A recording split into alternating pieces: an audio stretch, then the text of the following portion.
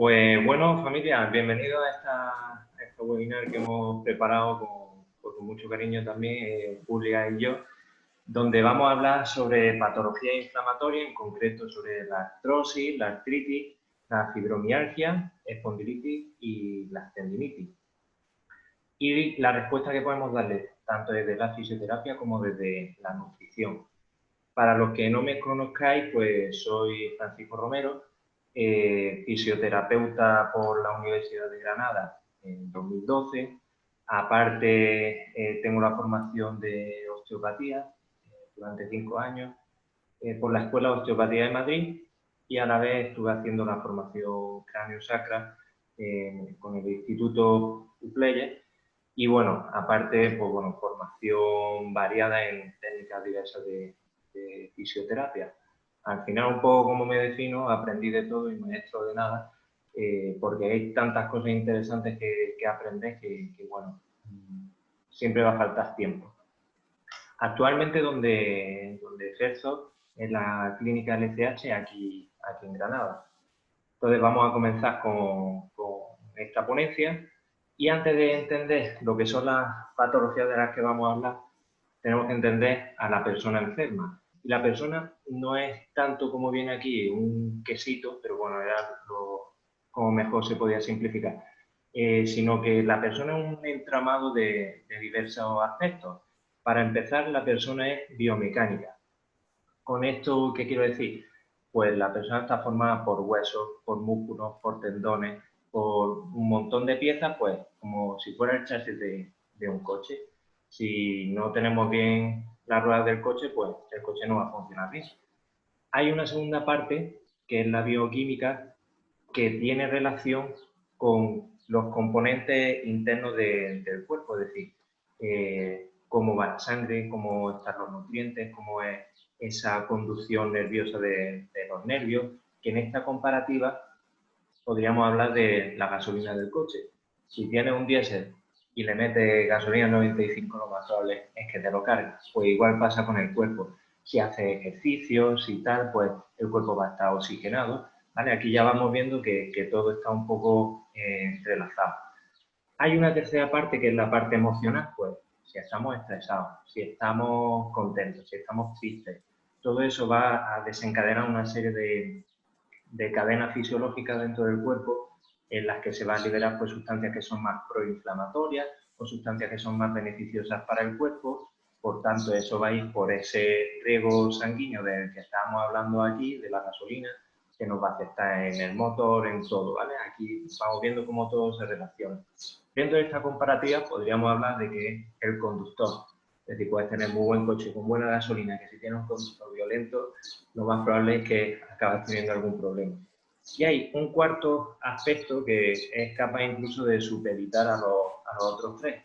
Y en este caso yo hablo del espíritu, que podemos tener una serie de patologías, podemos estar incluso estresados, agobiados, que si el espíritu está fuerte puede incluso arramblar con el resto. Y en este ejemplo podemos hablar pues como mucha gente que tiene un rosario colgado ahí en el espejo retrovisor, que aunque tenga un Seat Panda ya del año 90, con el depósito al mínimo y un conductor novel, aún así el coche llega al final del recorrido. Entonces, una vez que hemos entendido que la persona no es un cacho de carne con ojos, sino que es una serie de entramados de estos aspectos que he hablado, podemos pasar a hablar de lo que es la inflamación. Esta palabra viene del latín, que lo que viene a significar es encender fuego o como una sensación de calor, ¿vale? Que es uno de los aspectos fundamentales. Todas las cosas que conllevan inflamación se identifican con el sufijo itis. Por eso podemos hablar, por ejemplo, de apendicitis, que es inflamación del tendón, del apéndice. Podemos hablar de epicondilitis, que es inflamación de la zona del epicóndilo, del codo. Y ante todo, la inflamación es un proceso que es normal, una cosa totalmente normal, es un proceso que realiza el cuerpo por dos partes. Por un lado, para reparar algo que está mal o algo que está dañado, por ejemplo, me rompo un hueso, pues se desencadena una cadena de inflamación para reparar esa fractura. Pero también es un proceso de defensa del cuerpo ante algunos elementos que él considera extraños. Aquí podemos hablar, pues, por ejemplo, de una infección que no ha tenido una espinilla, que es una infección pequeñita, eso se inflama, eso duele. Pero hay otros elementos que el cuerpo considera como extraños y con los que se desencadena la inflamación, que suele ser el caso de las alergias, por ejemplo. Hay 4 aspectos que vienen a explicar lo que es la inflamación o que la identifican. Por un lado es el calor, el aumento de temperatura, el rubor, que es presencia de rojez en la zona, el tumor, que es un aumento de tamaño de esa zona inflamada, y el dolor. Se le añade un quinto aspecto que es la impotencia funcional, es decir, que esa estructura no funcione correctamente tanto de movilidad como el propio proceso interno, es decir, un tendón que está inflamado no se va a mover bien, por ejemplo, en un hombro, pero es que aparte la sangre que le va a llegar, las sustancias de desecho que va a haber en esa zona no va a permitir que las células tengan un comportamiento normal, como si estuvieran en un medio sano.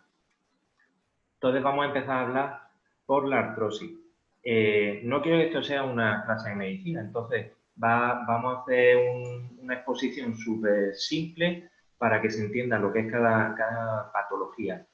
La artrosis es una enfermedad que es crónica, evolutiva, tiene un componente genético también y básicamente por lo que se caracteriza es por una degeneración del cartílago articular.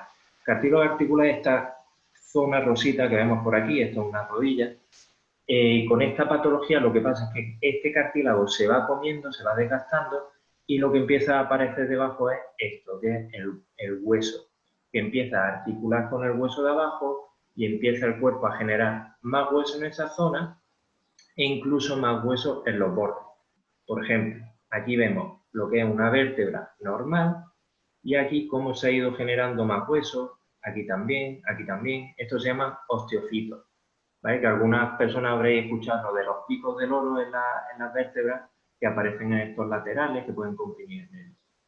Entonces, principalmente, esta enfermedad suele aparecer en la columna, las rodillas, las caderas y en la mano aparece en lo que son las interfalángicas proximales, las interfalángicas distales y en la articulación trapecio-metacarpiana.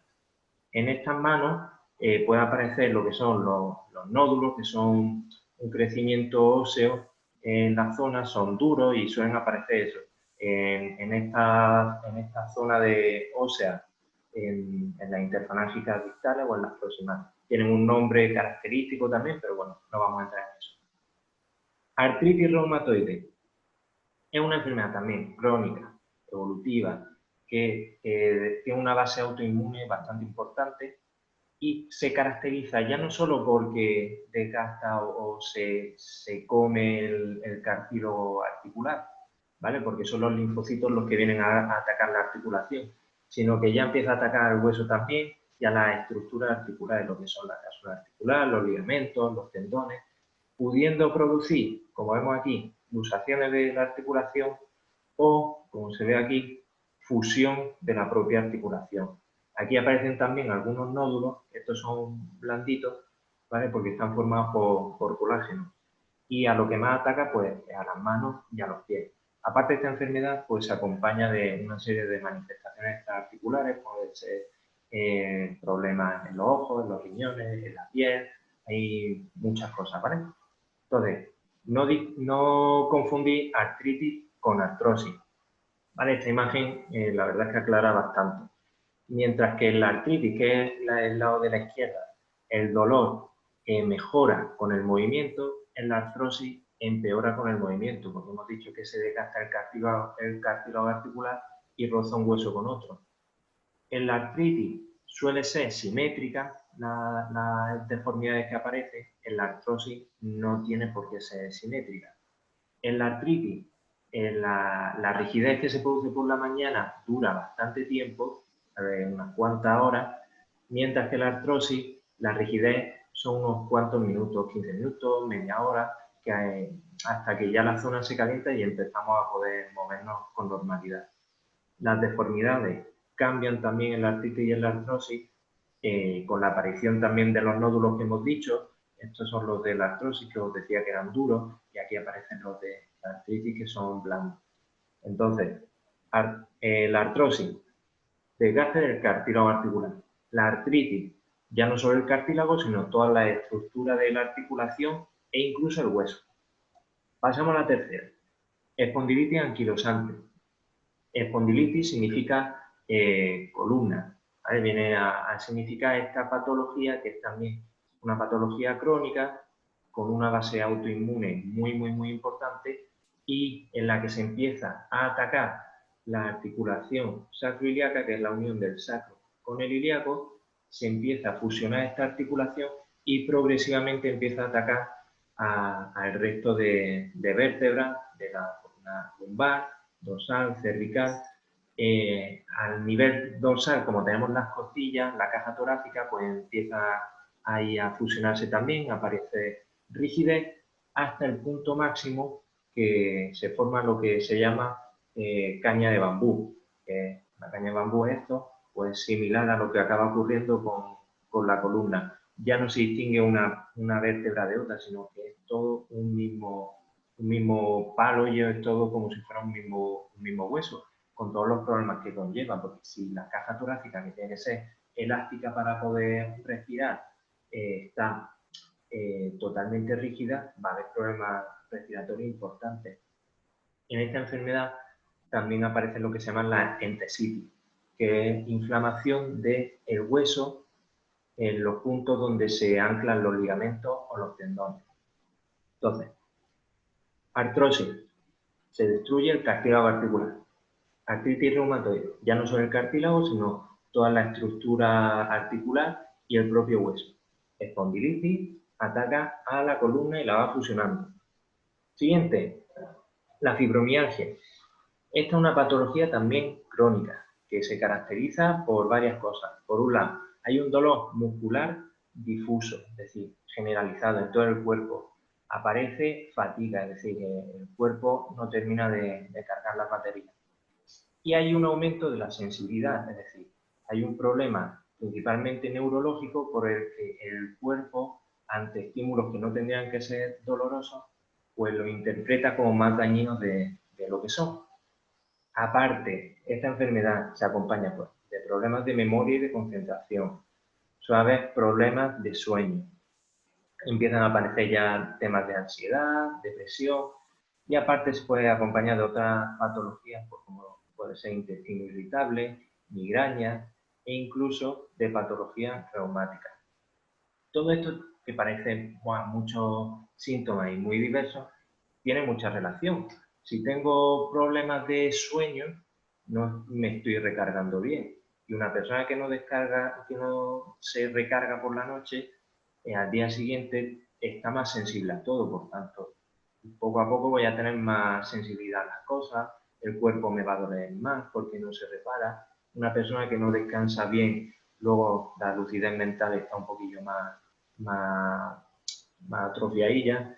Si no descanso bien, pues voy a estar más cansado durante todo el día. Si esto se alarga en el tiempo, pues ya empiezan a aparecer los problemas de no puedo con mi vida, no puedo con esta enfermedad, empieza a aparecer ansiedad porque me agobio ante la enfermedad, ya me empieza a dar un poco de depresión porque no voy a mejorar nunca. Entonces la persona empieza a perder el timón, el control de su propio barco.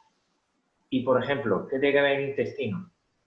Pues en torno al 80 al 90% de los precursores de las sustancias que se generan para poder dormir se generan en el intestino. Entonces es súper importante este aspecto. Si el intestino no me funciona bien y no estoy generando estas sustancias, se va desencadenando toda esa cadena que he comentado antes. Aparte, una cosa súper importante, como hemos dicho, que esta patología suele ir acompañada de patologías reumáticas, pues como las que hemos hablado antes y otras que hay, es el tema de que el diagnóstico sea difícil, porque primero hay que descartar que no haya ninguna de esas patologías, ni que sean esas patologías las que me están dando estos síntomas, y una vez que hemos descartado eso, podemos hablar de fibromialgia. El problema de esta enfermedad es que no tiene un diagnóstico claro. Entonces, con mucha facilidad se utiliza como cajón desastre. Esto no sé qué le pasa a esta persona, fibromialgia. Lo que hay más claro es que aparece hay 18 puntos descritos, puntos dolorosos, que si hay una presencia por lo menos de 11 de ellos en un periodo de 3 meses, ya se empieza a considerar o se empieza a hablar de fibromialgia.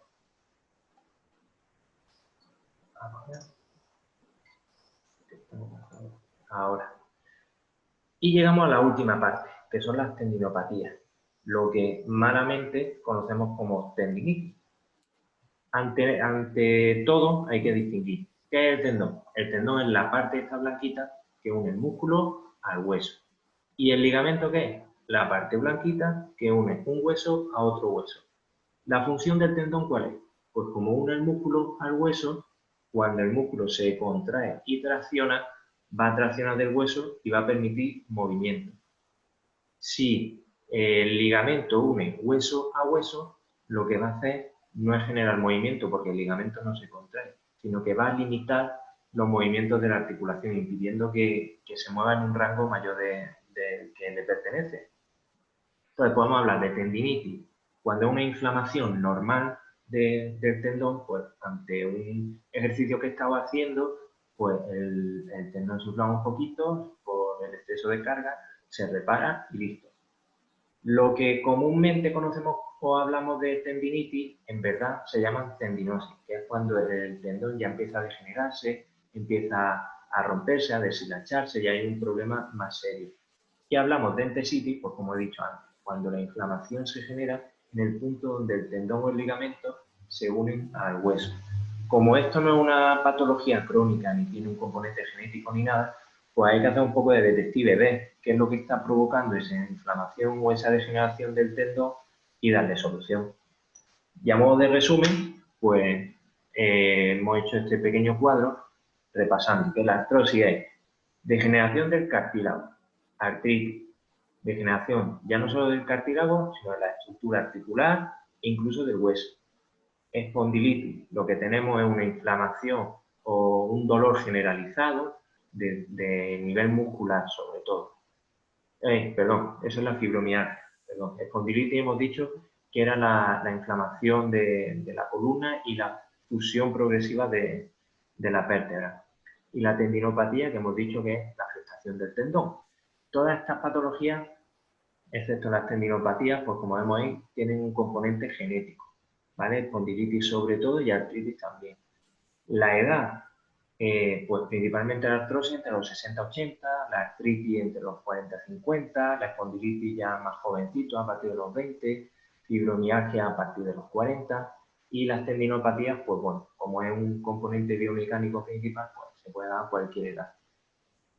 Que se desencadenen a través de un traumatismo, pues la artrosis podemos encontrarlo, por ejemplo, en un accidente de coche en el que me da un golpe importante en la cadera o he comprimido una articulación, puedo empezar a desarrollar una artrosis porque por ese impacto se ha dañado el cartílago, no se ha regenerado bien, empieza a rozar ya hueso con hueso y progresivamente va degenerando en artrosis. La artritis y la espondilitis no tendrían ese componente traumático y en la fibromialgia sí se puede desencadenar con un traumatismo tanto físico como emocional, un shock emocional o incluso infecciones virales. Y en las tendinopatías, pues en muchos casos sí puede haber un traumatismo o microtraumatismo de repetición ante un gesto repetitivo, por ejemplo, lo que llaman el codo de tenista, pues es por un gesto repetitivo con la raqueta. En cuanto a sexo, principalmente la artrosis, la artritis y la fibromialgia está más presente en las mujeres, la espondilitis más en los hombres y las tendinopatías, pues como depende del gesto, pues afecta a todos por igual.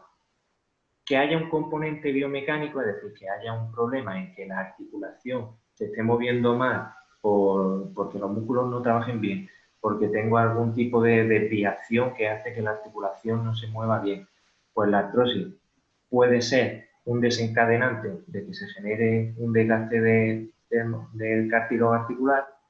En la artritis 50-50 puede haber y puede no haber. En la espondilitis, como es un componente casi al 100% genético, no tendría este problema, aunque a medida que aumenta la rigidez, pues lógicamente empieza a haber problemas biomecánicos. Y lo mismo ocurre en la fibromialgia, que no es un componente biomecánico, pero bueno, que al final me duele todo el cuerpo. Y en las tendinopatías, pues bueno, ya lo he dicho varias veces, que el componente biomecánico es súper importante. Todas las enfermedades, menos las tendinopatías, evolucionan en brotes. ¿Esto qué significa? Que hay un periodo de agudización de la enfermedad y luego una fase de remisión, que depende de la enfermedad, puede durar más o menos. Y la localización, pues como hemos dicho, artrosis en columnas, rodillas, caderas y manos, la artritis principalmente en manos y pies, espondilitis en toda la columna, articulación sacroiliaca, caja torácica y el tórax. Y tanto la fibromialgia como las tendinopatías, pues es algo generalizado, que puede darse en cualquier parte. Ante una enfermedad de estas, ¿qué podemos hacer? Pues principalmente lo que se va a buscar es intentar que la enfermedad no avance, porque todas son crónicas, menos las tendinopatías, que ahí sí vamos a intentar solucionar el problema. Puesto que la enfermedad es crónica y que va a ir avanzando sí o sí, depende de vosotros, depende del enfermo, que la enfermedad avance a 100 por hora o que avance a 50 por hora. Como vamos a tener problemas de dolores, de contracturas, de tal, otra cosa que vamos a pretender es aliviar la sintomatología y hemos visto que si van produciendo deformidades en el cuerpo, pues vamos a intentar solucionar esas deformidades o por lo menos reducirlas. A medida que la enfermedad va avanzando, nos puede alterar por lo que son las actividades de la vida diaria, por lo que vamos a tener que readaptarnos. ¿Qué quiero decir con esto? Por ejemplo, alguien que tiene artrosis en los dedos o en la mano, pues antes podía abrir un bote de conservas perfectamente y ahora a lo mejor no puede porque le duele hacer esto de aflojar la tapadera. Pues se puede buscar algún utensilio que le ayude a abrir eso. O alguien que tenga una tendinitis en el hombro, pues en vez de tener los platos arriba del platero, pues puede bajar a una altura donde ya no tenga que hacer ese gesto con el hombro que me está dando dolor. Y lo que yo considero fundamental es adquirir conciencia de la enfermedad y aprender a vivir con ella. Esto es súper importante, porque si yo sé lo que me pasa, sé qué problema tengo y lo acepto la enfermedad que tengo, ya la hago algo parte de mí. Sin embargo, cuando estoy en rebeldía, que no acepto la enfermedad, no me gusta tal, yo es que antes podía hacer estas cosas y ahora ya no puedo hacerlo. Uno entra en un ciclo ahí vicioso de rebeldía, de no entender nada y tal, y al final tiene dos problemas, porque la enfermedad la sigue teniendo y aparte ese componente emocional de que hablaba al principio, le va a perjudicar más todavía. Entonces, si sé qué tengo, sé cómo puedo ayudarme. Si conozco mi enfermedad, sé lo que me pasa, sé cómo me afecta, sé cómo evoluciona, incluso yo mismo soy el que puedo buscarme los truquillos para ayudarme. Incluso si acepto un poco la enfermedad, me puede cambiar el ánimo, incluso todas esas cosas que me dolían, empiezo a interpretarlas como menos dolorosas y tal. Dentro de los tratamientos que se puede ofrecer, principalmente, pues lo que está más a orden del día es el tratamiento médico. Pues a través de medicamentos, está el uso de órtesis, pues bastones, rodilleras, cosas que nos ayuden a corregir deformidades. Tenemos infiltraciones y en última instancia tenemos lo que son las cirugías y las operaciones. ¿Pero hay solo tratamiento médico? No. Nuestra idea, lo que queremos también proponer con esta webinar, es que intentemos darle la vuelta a la tortilla, ¿vale? Porque tengo pacientes que vienen ya de 20 años tomando Nolotil y me dicen, es que el Nolotil no me hace ya ni cosquillas. Vale, ¿has intentado otra cosa antes de empezar con la medicación? Gracias a Dios, en ese sentido, cada vez más los médicos pues proponen otro tipo de terapia antes que pasar a cirugía o que pasar a infiltraciones. Entonces tenemos desde el campo de la podología, donde nos pueden estudiar la pisada, porque hay patologías, pues por ejemplo el arco plantar se hunde y eso ya me empieza a generar una compensación en el tobillo. El tobillo compensa con la rodilla con la cadera con la pelvis, las lumbares. Entonces empieza a generarme un cuadro ascendente que a lo mejor tengo vértigo y es que el problema es porque no cargo bien en mis pies y estoy generando muchas compensaciones. y a lo mejor colocando plantillas podemos solucionar muchos de los problemas. O tenemos la psicología pues, para entender la enfermedad, para aceptarla, para que nos orienten en otro tipo de trabajo, por ejemplo, el trabajo de la memoria. El cerebro es como un músculo más del cuerpo y hay que entrenarlo también. Tenemos la fisioterapia, que es de lo que voy a hablar ahora a continuación, y tenemos también la nutrición, que es de lo que nos va a hablar Julia, que vaya a ver que es súper, súper interesante y que de verdad os va a abrir un campo muy, muy amplio. Dentro de la fisioterapia, ¿qué podemos hacer? Pues distinguimos lo que es la fase aguda y la fase subaguda. La fase aguda es cuando hay un brote de la patología o hay una inflamación muy, muy elevada. Esto suele darse entre las primeras 24 a 72 horas más o menos.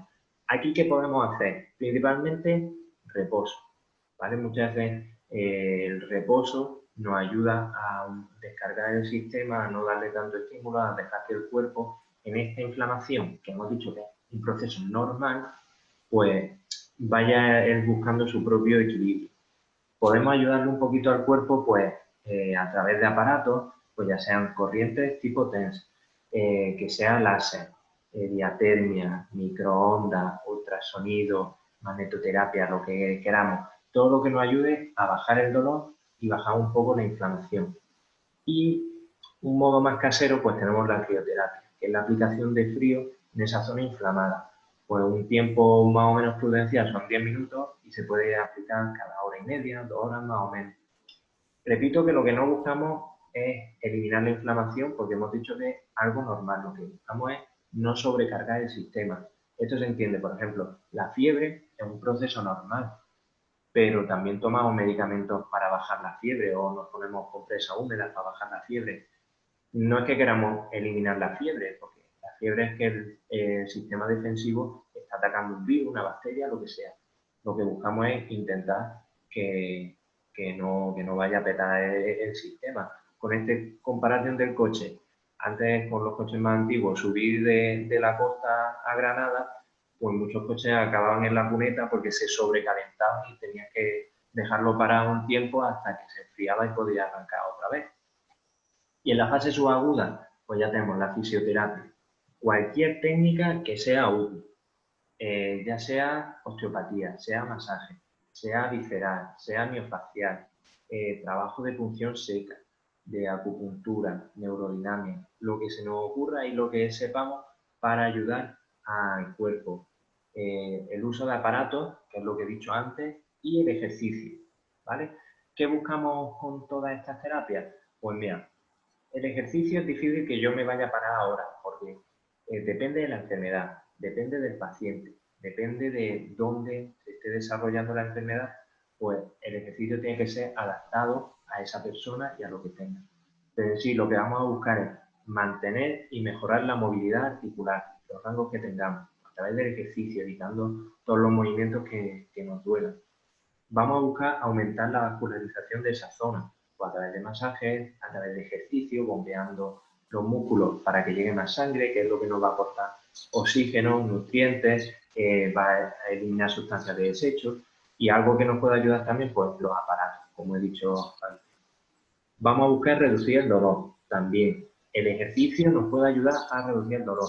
Tengo muchos pacientes que vienen semana tras semana con el mismo problema, el mismo dolor, y muchas veces le digo, chicos, es que te tienes que mover, tienes que empezar a dejar que los músculos se vayan soltando, que las fibras vayan deslizando, porque la persona que trabaja 8 horas todos los días delante de un ordenador, el cuerpo se va anquilosando poco a poco. Vamos a buscar eliminar contracturas, pues con masaje, con ejercicio de nuevo. No es que se elimine la contractura por completo, pero esas contracturas incipientes que se empiezan a generar, cuando empiezan a nutrir el músculo, pueden llegar a desaparecer. Cuando algo me duele, no lo muevo. Si no lo muevo, empieza a aparecer lo que viene ahí, amiotrofia, que es la debilidad muscular. ¿Que cómo la vamos a ganar? Con ejercicio. Olvidad de los aparatos de la tienda en casa de corrientes que te contraen el músculo y que te pones petado. Olvidad de eso porque eso no existe. Sí se puede hacer ejercicio más corrientes, por ejemplo, para fortalecer. pero principalmente en ese ejercicio. Y siempre, siempre, siempre que no duela, ni los movimientos ni el ejercicio que se haga. Por eso es el fisio el que os tiene que pautar qué podéis hacer, qué no podéis hacer, si es con carga, si es sin carga, cuántas repeticiones, si es sentado, si es tumbado, si es de pie, lo que sea. Entonces, si estáis un poco avispados, habéis visto que pone ejercicio, ejercicio, ejercicio, ejercicio y ejercicio. Así que vamos a dejar de ser pacientes pasivos, que venimos aquí a la consulta, nos tiramos ahí en la camilla a que me hagan ya que me toquen, y vamos a empezar a hacer cositas por nosotros. El 90% de la mejoría es vuestra, y ya sea lo que sea, cualquier ejercicio que os guste. He buscado algunos artículos científicos que son bastante actuales, del 2010, del 12, que hablan de la cantidad de beneficios que hay del ejercicio en personas mayores, ¿vale? Entre ellos, por ejemplo, prevenir y retrasar enfermedades. ¿De qué tipo? Neurológicas, por ejemplo, Parkinson, Alzheimer, todo lo que sea de ejercicio y me oxigene el cerebro, pues me va a ayudar a que esas patologías que afectan al cerebro o afectan a los nervios no evolucionen con esa rapidez, ¿vale? Con esto no digo que por hacer ejercicio no nos vaya a pasar nada, ni la enfermedad no vaya a seguir avanzando, pero es lo que he dicho antes, en vez de que avance a 100 por hora, pues que avance a 50 por hora. Nos ayuda a prevenir y retrasar enfermedades cardiovasculares, hipertensión, cardiopatía, esclerosis, cuánta gente hay con el colesterol alto, que lo que le manda es que se vayan a andar simplemente. Cancerígenas. Hay aquí un fisio, también doctor, Manuel Arroyo, que trabaja muchísimo con el tema de cáncer y está recomendado al 100% ejercicio en cualquiera de las fases del cáncer, tanto la incipiente como durante la terapia de quimioterapia o radioterapia, como incluso ya en la fase terminal. Moverse, moverse, moverse. Enfermedades endocrinas, pues obesidad, problemas de diabetes, pues todo eso también nos va a ayudar. Patologías óseas, pues bueno, ya lo que hemos estado hablando antes. El ejercicio nos va a ayudar también a retrasar el envejecimiento y la mortalidad. ¿Esto por qué? Porque si yo oxigeno el cuerpo y le aporto nutrientes, vamos a evitar que se vayan oxidando. ¿Significa que vamos a vivir aquí eternamente? Pues no. Pero bueno, cuantas menos papeletas compremos, pues mejor también, ¿no? ¿Qué más nos va a ayudar? Mejorar las habilidades motrices. Si me muevo, mi cuerpo está continuamente aprendo y desaprendo, aprendo y desaprendo. A través, pues, ensayo de error. Si trabajo equilibrio, pues el equilibrio me va a mejorar. Vamos a evitar, pues, cuántas personas nos han roto la cadera por una caída o por un tropezón, se han roto la muñeca, lo que sea. Si me muevo y estoy oxigenando el cerebro, pues mi salud mental también va a mejorar, porque se liberan sustancias que son muy beneficiosas para el cuerpo, serotonina, oxitocina, dopamina, que son sustancias que son muy beneficiosas para el cuerpo, lo que se llaman las hormonas de la felicidad. Más cosas, beneficios sociales, aislamiento, dependencia. ¿Cuántas personas han estado confinadas ahora por el coronavirus y a día de hoy siguen teniendo miedo a salir porque es que soy una persona sensible, porque tengo una cardiopatía o tengo un problema pulmonar o tengo un problema tal y no puedo salir? Pues si el cuerpo estuviera más sano, pues a lo mejor no tendrías que seguir tan metido en tu casa. Una persona que a lo mejor se apunta a pilates o se apunta a yoga, lo que sea, pues mira, ya está saliendo de su casa, se está relacionando con un círculo de personas que a lo mejor no hubiera conocido de otra forma, interactúa con ellas, hace su ejercicio, se siente mejor. Después de eso, además, es que incluso como somos aquí en Andalucía, nos vamos y nos tomamos una cervecita y echamos un rato juntos y charlamos y tal, pues oye, yo lo compro. El tema de la dependencia. Si soy una persona que no me puedo mover y tienen que venir a ducharme, tienen que venir a lavarme, tienen que venir a hacerme las tareas de la casa, pues también una persona cuanto más dependiente se siente, pues también esa parte emocional le va afectando. Cuanto más autónoma es, pues también ella se siente mejor y más útil. Y otra vez volvemos a lo mismo, disminuye el dolor, disminuye la sensación de dolor porque el cuerpo está sano. Entonces, muchas gracias por llegar hasta esta parte del vídeo. de esta exposición que estamos haciendo, por haber aguantado este rato que llevamos. Yo espero que se haya quedado un poco claro lo que son las patologías de las que he hablado y que se haya quedado clarísimo, clarísimo, clarísimo que la llave la tenéis vosotros, ¿vale? Que la clave que es el ejercicio la tenéis vosotros, que os ayude, lógicamente, un fisio pues, a esas pautas de ejercicio, lo que podéis hacer y lo que no podéis hacer, ¿vale?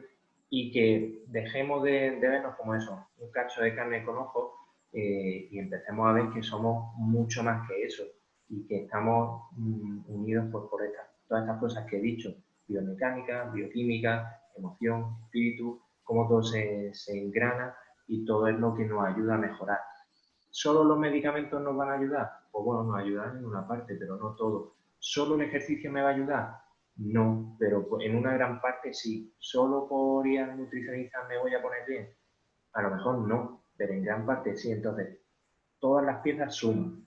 Entonces, no me quiero enrollar más. Cualquier duda, pues la ponéis por ahí por el chat y vamos a intentar responderlas. Si no podemos contestar todo, pues bueno, hay que dejarlo de las redes sociales, que a través de ahí pues podéis contactarme y seguir preguntándome si hay alguna cosa que se quede ahí en el aire o alguna duda personal. Así que ya está. Muchas gracias y os dejo ahora con Julia, que vaya a ver, que os va a enseñar unas cosas impresionantes que vamos, no habría imaginado. ¿Vale? Así que nada, un beso muy fuerte a todos y nada, os paso con Julia. Bueno, qué bien, Fran. Ya hemos aprendido un poquito más sobre todas estas patologías, que la verdad es que bueno, viene bien, porque a veces no tienes claro qué es lo que implica cada una y yo creo que se ha quedado claro. Lo que ha dicho es importantísimo, es decir, el ver estas patologías desde un punto de vista más global, no el tratamiento farmacológico solo como única terapia, porque al final eso cronifica un poquito más la patología y lo que hay que es buscar otras vías que ayuden a que estas patologías se suavicen la sintomatología, porque por mi parte quiero también que entendáis que a veces se generan muchas expectativas en que la nutrición va a ser la salvación y la nutrición es una pata más de todo el conjunto de cosas que tenemos que hacer, pero afecta, como ha dicho Fran, las emociones, afecta el ejercicio físico, afecta si eres positivo o eres negativo, es decir, todo afecta. Entonces es muy importante que se trabaje en todos esos aspectos y que la persona empiece también a conocerse, a escucharse y a saber hasta dónde puede llegar.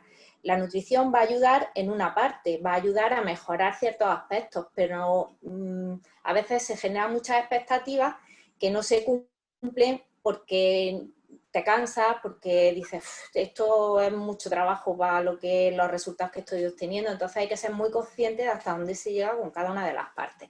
Bueno, voy a compartir ya mi pantalla. A ver, ¿dónde la tengo? Aquí. Y vamos a ver, bueno, primero, presentarme, ya sois muchos los que me conocéis. Yo de formación primero soy licenciada en farmacia, después me di cuenta que me enamoré de la nutrición y entonces decidí estudiar dietética. Y a raíz de ahí pues he hecho el máster en alimentación por la Complutense de Madrid y actualmente estoy terminando, que me queda un mesecito del máster de microbiota humana, que bueno, es otro mundo súper apasionante y que me encanta y ahí estoy con las bacterias liadas a tope. Bueno, voy a hablar un poquito, aunque ya Fran ha hecho un resumen de lo que os he hablado ya de lo que son la inflamación, yo resaltar aquí un poquito esos tipos de inflamación. La inflamación aguda, pues cuando me doy un golpe, si no me contradice o me dice Fran lo contrario, cuando me doy un golpe, pues esos tejidos que están dañados normalmente, bueno, pues se resuelve bien, y si no se resuelve esta inflamación aguda, pues a veces se puede llegar a cronificar, un E15 que no se ha curado bien o algo así. Esa inflamación aguda pues no resuelta, pero normalmente en la inflamación crónica suele haber un componente de autoinmunidad. Como ha dicho Fran, muchas de las patologías que hemos visto tienen un componente autoinmune importante, y en esa cronificación que existe de la inflamación existe una destrucción de tejidos que se ha visto también, pues esa destrucción del cartílago, una fibrosis, una necrosis, es decir, una muerte de ese tejido que existe a nivel de esa inflamación. Y luego, quitando estas dos inflamaciones, tanto la aguda como la crónica, existe una inflamación que se llama de bajo grado. Esta no se le presta mucha importancia y está más provocada por alteraciones metabólicas, sobre todo la resistencia a la insulina, que van a provocar un daño vascular, una acumulación de tejidos, que están muy relacionadas con otras complicaciones como diabetes tipo 2, como aterosclerosis y demás. Y hay que fijarse mucho en esta inflamación de bajo grado, porque a veces no se diagnostica a tiempo o no se le da la importancia que tiene y con el paso del tiempo, si no se trabaja, pues puede cronificar y dar también otra serie de problemas. Entonces, esa inflamación de bajo grado, a mí me gusta mucho trabajarlo también en consulta porque es importante para no avanzar más en la patología. La inflamación crónica va a provocar desequilibrio a nivel de diferentes sistemas. El sistema hormonal, el inmunológico y el metabólico están muy relacionados entre sí, por lo que si mi sistema hormonal está alterado, va a afectar al resto del sistema. Por ejemplo, si yo estoy muy estresado y libero mucho cortisol, una hormona, el cortisol hace que las bacterias de mi sistema digestivo pues se vean alteradas y se altere la permeabilidad intestinal, con lo cual ya tengo alterado también mi sistema inmunológico. Es decir, al final existe una interrelación entre los sistemas. Si no cuido el orden de todos esos sistemas, al final esos desequilibrios pues se van a relacionar y empiezo con un problema por un lado y acabo con la gotera por el otro. Entonces es importante pues ver esto como un conjunto, no solo como una parte, que es muchas veces lo que hacemos, ¿no? Me duele aquí, veo esa parte, pero no trato otra serie de síntomas que están asociados, pero ¿qué tiene que ver que yo qué sé, que vaya mal al baño con que se me inflamen las articulaciones? Bueno, pues a veces sí tiene que ver. Entonces hay que relacionar también todos esos síntomas y preguntar un poco más, porque el paciente normalmente lo que le preocupa es el síntoma que le duele. El que no le duele no le preocupa tanto, no le da tanta importancia. Entonces se va a centrar sobre todo en el síntoma principal, en el que más le molesta o el que más le preocupa en ese momento. Y los demás los deja ahí como en un rinconcillo. Entonces es importante valorar todos esos síntomas. La inflamación va a estar presente en muchas enfermedades, no solo en las enfermedades que hemos visto, como la artrosis, la artritis o la fibromialgia o la espondilitis, pero también está relacionada con otras patologías como la aterosclerosis, que es el ateroma, cuando tenemos las venas atascadillas por el colesterol, problemas de la hormona tiroidea, el síndrome de ovario poliquístico, la endometriosis, enfermedades autoinmunes como el lupus, la esclerosis o la artritis reumatoide, por supuesto el exceso de peso relacionado con el síndrome metabólico y la fibromialgia, síndrome de sensibilidad central o la espondilitis. Este sería un esquema de muchas de las patologías que están relacionadas con la inflamación. ¿Pero qué nos inflama? Esa es la gran pregunta. ¿Qué nos provoca esa inflamación? Bueno, pues la inflamación nos la provocan muchas cosas. Aquí tenéis pues, como un cuadro de cuáles son todos estos factores que pueden estar afectando o provocando esa inflamación. Infecciones recurrentes, como he dicho, que lo veremos ahora más detenidamente, el estrés y las emociones, la resistencia a la insulina, desequilibrios nutricionales, agentes tóxicos. Ahí no me voy a parar más adelante, por lo que os voy a hacer referencia a qué me refiero con agentes tóxicos. Pues ahora se habla mucho del bifenol, de los metales pesados, del mercurio. Entonces es importante pues también ver qué comemos, ¿no? Qué agentes son los que nos están intoxicando. Por supuesto la alimentación, los niveles de histamina, el nivel de sobrepeso o de obesidad y la disbiosis. La disbiosis es la alteración de la microbiota intestinal, es decir, cuando mi microbiota no está en equilibrio, está alterada por algún motivo, a eso se le conoce con el nombre de disbiosis. Esa disbiosis ahora veremos que tiene mucha relación también con la inflamación. Vamos a ir viendo algunos de estos factores. La resistencia a la insulina. Todos asociamos la insulina a una hormona que tiene relación con el azúcar. ¿Por qué? Pues porque la insulina lo que hace es guardar el azúcar que no gasto en mi actividad diaria. ¿Qué conocemos como resistencia a la insulina? Pues resistencia a la insulina es cuando necesito cada vez más insulina para guardar la misma cantidad de azúcar. Es decir, si yo, esto es un ejemplo, no es real, si yo necesito una unidad de insulina para guardar una unidad de glucosa, eso sería lo normal. Cuando hay una resistencia a la insulina quiere decir que a lo mejor necesito 5 unidades de insulina para guardar esa misma unidad de glucosa. Con lo cual estoy como agotando mis reservas y estoy provocando que mi cuerpo pues, cada vez funcione peor y que la insulina que tengo pues, no sea tan útil como la que tenía antes. ¿Y qué provoca esto? Pues esta resistencia a la insulina provoca inflamación, provoca una elevación del factor de necrosis tumoral, provoca la producción de las interleuquinas. Las interleuquinas están relacionadas con la inflamación. Hay unas que son proinflamatorias y otras que son antiinflamatorias. En concreto, la 6 y la 8 son proinflamatorias. Aumento de la proteína C reactiva. Ese marcador se suele medir en muchas analíticas y bueno, pues para ver si existe inflamación o no. Liberación también de citoquinas proinflamatorias como la adipoquina, resistina, lectina. Y aquí tenéis un cuadro en este esquema, pues la resistencia a la insulina está relacionada con todo esto que vemos aquí, con la diabetes tipo 2, con la elevación de colesterol y triglicéridos, con el hígado graso, el ácido úrico, la inflamación, el síndrome de ovario poliquístico, hipertensión arterial y la acanthosis nigricans, que son manchas negras y endurecimiento de la piel, que es muy característico, asociado también a la diabetes tipo 2. Entonces, trabajar esa resistencia a la insulina nos va a ayudar a bajar el nivel de inflamación, porque si esto no inflama, si yo regulo esto, voy a mejorar ese nivel de inflamación y, por supuesto, voy a trabajar otros aspectos como la tensión arterial, la diabetes, el colesterol y demás. Es decir, esto me va a ayudar. Otro factor es el sobrepeso y la obesidad. El sobrepeso, por supuesto, si yo tengo malas articulaciones, si tengo una inflamación, pues si peso más, mis rodillas van a sufrir más, mis articulaciones van a sufrir más. La obesidad está relacionada también con un proceso inflamatorio. Aquí con esa inflamación de bajo grado de la que he hablado antes, y por supuesto, pues bueno, en ese proceso inflamatorio relacionado con la diabetes, esa resistencia a la insulina que va a aparecer varias veces y con enfermedades cardíacas. Luego la obesidad, ¿qué nos va a hacer? Pues nos va a hacer cronificar aún más el proceso degenerativo que tenemos.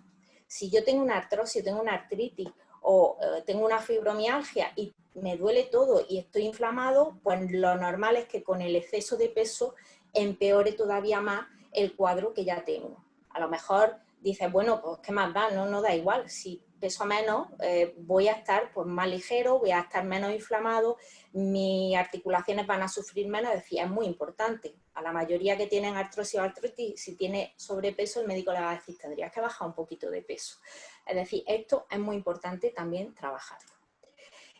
La disbiosis daría para una webinar entera, pero bueno, como no tenemos tanto tiempo, me voy a centrar un poquito en este estudio en el que relaciona, bueno, pues cómo la microbiota controla la respuesta inflamatoria y cómo en disbiosis los marcadores, los linfocitos Th1 y Th17 se encuentran activados y por tanto incrementada esa respuesta inflamatoria. Y aquí os he señalado del estudio cómo los Th1 se asocian a procesos inflamatorios y los Th17 están asociadas a enfermedades autoinmunes, entre ellas la artritis reumatoide, porque además promueven la destrucción del cartílago y del hueso.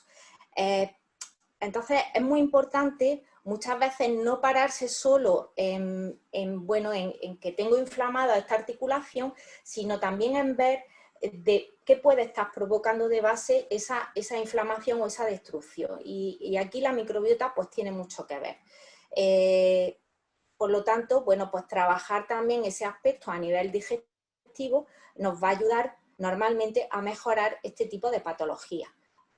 Si no a quitarlas, porque al final decimos, bueno, si hay una patología con un componente genético y crónica, vale, a lo mejor no me va a desaparecer, pero sí, como ha dicho Fran, voy a retrasar el avance de los síntomas y voy a mejorar esa calidad de vida. Entonces eso es muy importante que se tenga en cuenta, porque estos marcadores, estas sustancias que son inflamatorias, pues si no las tengo presentes en mi organismo, voy a mejorar mucho.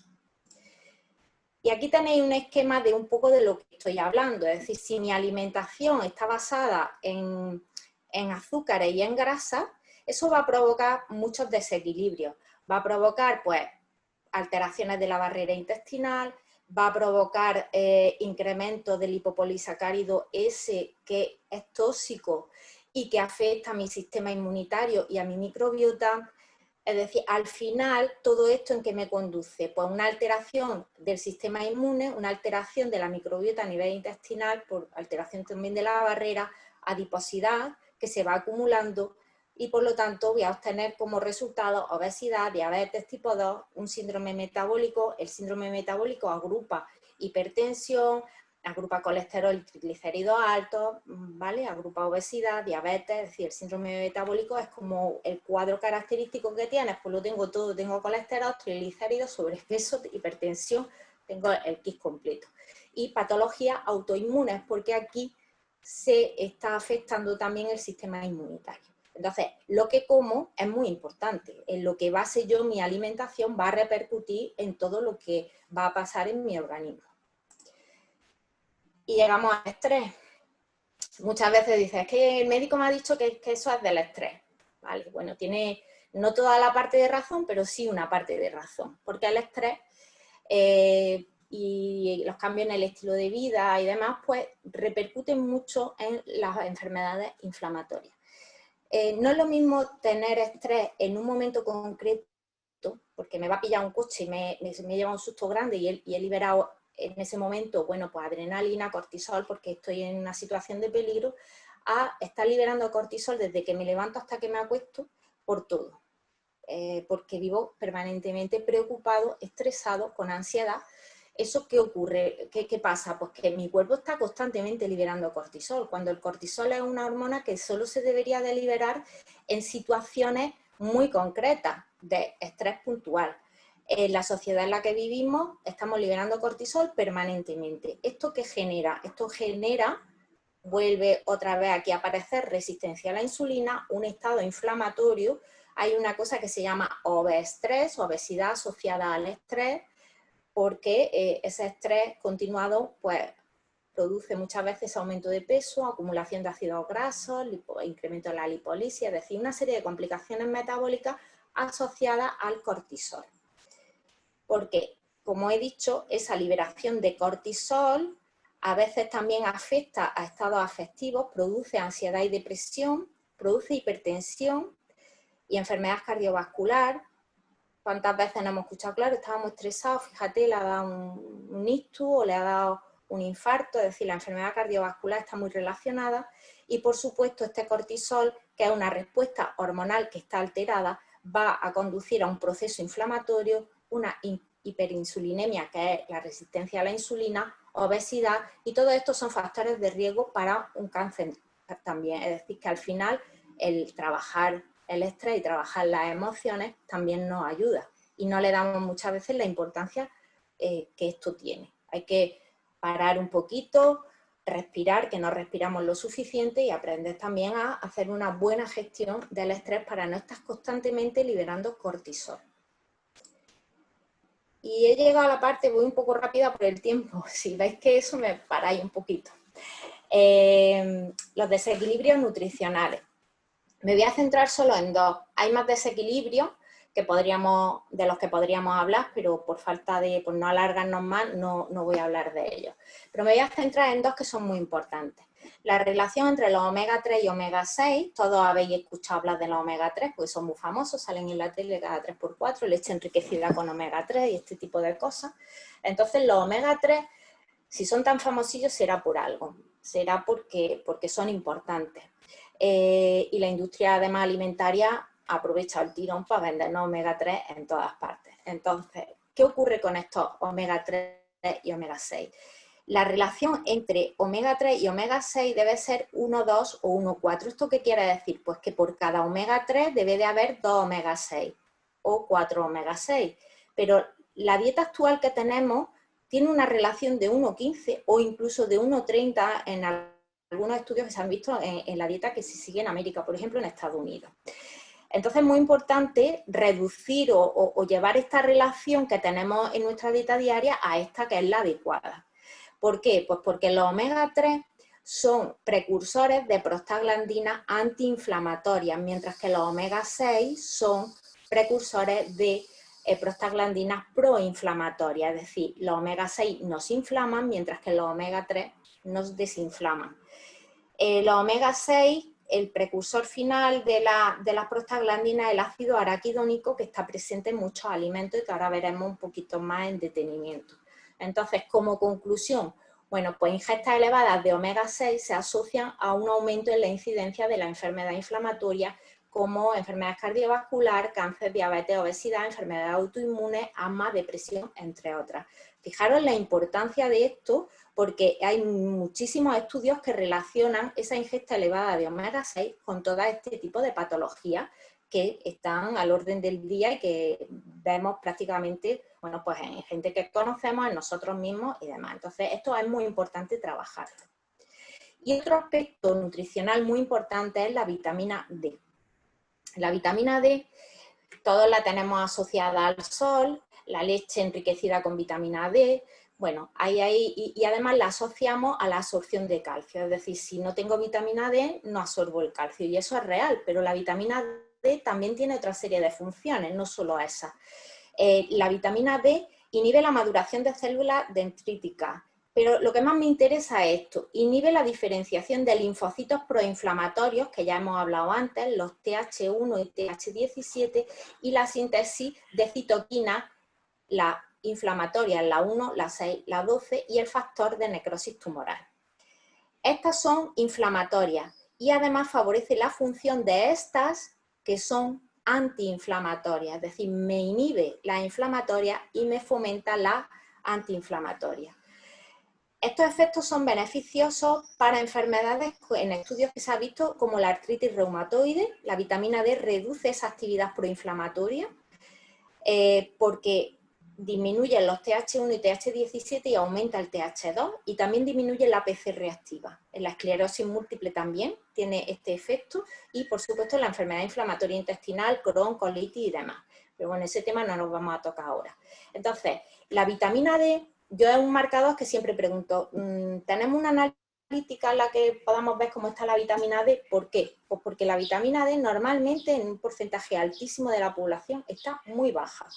Aquí como tenemos sol nos creemos que no va a ser así, pero la realidad es que si hacemos un cribado y valoramos cómo está la vitamina D en general está baja. Y es muy importante pues, que esté en valores normales por el papel que tiene esa vitamina D en todo lo que estamos hablando. Aparte de que un déficit de vitamina D también produce mucho cansancio físico también asociado a este tipo de patologías como es la fibromialgia, con lo cual pues valorar cómo están los niveles de vitamina D siempre es importante y si no se alcanzan las dosis necesarias con la alimentación, pues habrá que suplementar con vitamina D.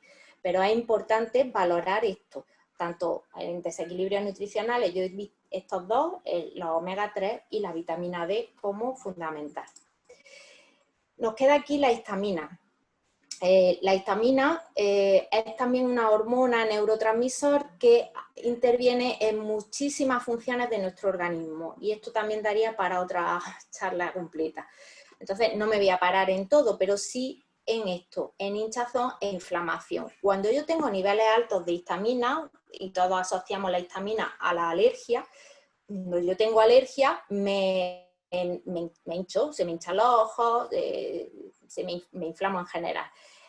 Pero existe una liberación de histamina endógena que provoca también esa hinchazón y esa inflamación y cuando yo controlo los niveles de histamina voy a mejorar también esa inflamación aparte de, bueno, otra serie de factores y otra serie de sintomatologías en las que también interfiere. Por lo tanto, habría que valorar también si existe un exceso de histamina o no en la persona y trabajar este aspecto. Porque también la disbiosis que he dicho antes, es decir, esa alteración de la microbiota, también provoca elevaciones de la histamina, porque las bacterias, algunas patógenas, producen una liberación de histamina extra que también se nos va acumulando, con lo cual, bueno, al final, como he dicho, hay que mirarlo todo y sumar todos los factores que hay. Y vamos a ver entonces qué es lo que tenemos que comer, porque bueno, ahí hemos hecho un repaso de todo lo que nos puede inflamar y qué tenemos que hacer para evitar esa inflamación. Bueno, pues la alimentación antiinflamatoria, sobre todo tendremos que potenciar, luego vamos a ver lo que no, pero ¿qué debemos de potenciar? Por supuesto, vegetales y frutas. ¿Por qué? Vegetales y frutas porque son antioxidantes, porque son fuentes de vitaminas y minerales, fuentes de fibra, y esas fibras van a proteger mi microbiota. Y como hemos dicho antes, si yo tengo mi microbiota en equilibrio, todo va a funcionar mucho mejor que si la tengo alterada. Si mi dieta se basa solamente en proteínas de origen animal, voy a tener bacterias más proteolíticas, que se llama, y entonces no voy a generar una salud digestiva buena que me ayude a controlar pues, todos estos procesos inflamatorios. Entonces, vegetales y frutas, por supuesto, proteínas de calidad. Se ha visto que no es lo mismo, no son lo mismo los nutrientes de unos huevos ecológicos que de unos huevos que no lo sean. O, por ejemplo, en el pescado, los niveles de omega 3 que tiene un salmón de criadero, de piscifactoría, están, bueno, prácticamente no se les nota en relación a lo que es un salmón salvaje. O sea, un salmón salvaje, el nivel o el porcentaje de omega 3 que tiene es muchísimo más elevado que en un salmón de piscifactoría. Entonces, siempre que podamos, pues que esas proteínas sean de calidad. Y esas grasas omega 3, ahora veremos dónde están. Alimentos ricos en fibra, por supuesto, porque eso también va a proteger esa microbiota, pero cuando decimos alimentos ricos en fibra, no se trata de tomar los cereales enriquecidos con fibra, no es eso. Cuando hablamos de alimentos ricos en fibra, me refiero a alimentos que tienen fibra de forma natural. Hojas, la alcachofa, los espárragos, las legumbres, es decir, el arroz integral, alimentos que per se tienen la fibra, no alimentos que me compro que llevan fibra añadida. No se trata de comer ese tipo de alimentos, sino de que la fibra forme parte del alimento. Y por supuesto, alimentos ricos en vitamina D. Mi alimentación para trabajar la inflamación debería de basarse básicamente en lo que estamos viendo aquí en la imagen. Vamos a andar un poquito más en esto. Porque en la relación omega 3, omega 6, que he dicho antes, ¿dónde se encuentran estos omegas? Que eso es muy importante. Pues los omega 6, ese ácido araquidónico, ¿dónde está? Normalmente están en aceites vegetales de soja, girasol y maíz, que muchos diréis, pues si yo de eso no gasto, yo de eso no como. Pero no es tal, es decir, esos vegetales sí los estamos gastando, porque esos aceites están presentes en muchos preparados que ya compramos, que vienen hechos en mucha repostería, en todo este tipo de procesos. Y luego las carnes, los lácteos, pues las carnes sobre todo por las grasas. Las carnes que son muy grasas, en la grasa están los omega 6. Los lácteos son muy ricos en ácido araquidónico y de eso hablaremos ahora también. Y por supuesto los productos cárnicos procesados. ¿A qué me refiero con procesados? A todos los embutidos. Si mi alimentación la basa sobre todo en carne, en lácteos, en ese tipo de productos más ricos en araquidónico, voy a potenciar mucho más esos omega 6. ¿Dónde están los omega 3? Y por supuesto la inflamación, ¿no? ¿Dónde están los omega 3? Pues los omega 3 están sobre todo en vegetales, tipo aguacate, en semillas de lino, semillas de chía, en el pescado, sobre todo pescado azul, pescado de agua fría y profunda, se refiere pues que no sea de piscifactoría, que sea salvaje, en la alga, el marisco, y esto va a regular esa inflamación. Luego yo tengo que consumir más vegetales, más semillas, más pescado, menos carne, menos lácteos. No es que no tomes lácteos, pero ¿qué cantidad de lácteos tomas al día? Eso es lo que hay que controlar. ¿Dónde está la vitamina D? La vitamina D está sobre todo, bueno, una fuente principal es el sol. Para esto es muy importante también lo que ha comentado Fran, hacer ejercicio. Y si lo puedo hacer al aire libre, pues mejor, gano dos batallas. Es decir, tengo vitamina D por un lado y además, bueno, pues estoy moviéndome y estoy generando esa actividad que tanto necesito. Y luego, fijaros que la vitamina D está prácticamente en los mismos alimentos en los que tenemos los omega 3, en el pescado azul mayoritariamente, en el huevo también, el aceite de hígado de bacalao, que es una fuente maravillosa de vitamina D, y también en los lácteos, caviar, champiñones. Los que son vegetarianos o veganos y no consumen estas fuentes de vitamina D, como son el pescado, o si son veganos, leche o huevos, ¿de dónde obtienen la vitamina D? Bueno, nos queda el sol y normalmente van a tener o bien que suplementar o bien pues tomar algunas bebidas vegetales que ya vienen enriquecidas o fortificadas con vitamina D, pero normalmente ahí va a haber que hacer una suplementación. Entonces, si yo consumo pescado azul, pues estoy ganando dos batallas, el omega 3 y la vitamina D. Quedaros un poquito con eso porque va a ser importante para mejorar.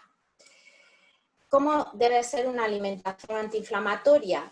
¿Qué debo de eliminar? Bueno, pues debo de eliminar todo lo que viene procesado, que es muy alto en azúcar, que tiene grasas saturadas, que son alimentos muy ricos en purina, es decir, que como un exceso de proteína, sobre todo de carne, porque al final va a condicionar el ácido úrico, el alcohol y el tabaco. Y diréis, bueno, pues si esto es lo que ya sabemos, no has dicho nada nuevo. Hay que comer más verduras y quitarnos todos los procesados. Pues sí, no he dicho nada nuevo, pero es que parece que el mensaje a veces no llega. Tendríamos que hacer una reflexión de cómo es mi alimentación. ¿Cómo como yo de verdad? Dedicaros una semana a apuntar lo que coméis.